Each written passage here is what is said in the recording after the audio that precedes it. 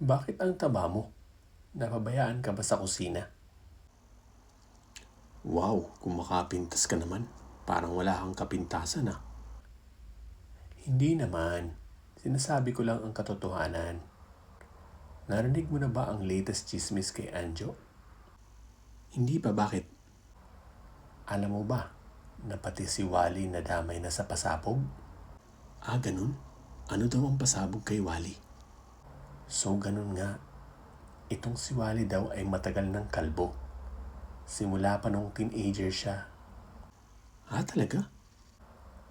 Oo, kasi daw parang nagka-virus siya sa ulo nung teenager pa siya. Anong virus yun? Bucalosis. Parang hindi naman totoong virus. Totoo yan. Yung kamag-anak ng kapitbahay naming si Tess, meron din yan eh. Ah, kaya pala ganun siya, no? Oo, yan ang latest na pasabog ni Anjo. Ah, okay. Salamat sa update. Walang anuman. Pupunta ka ba sa birthday ni Mang Tenyo? Kailan daw yan? Itong darating na Sabado.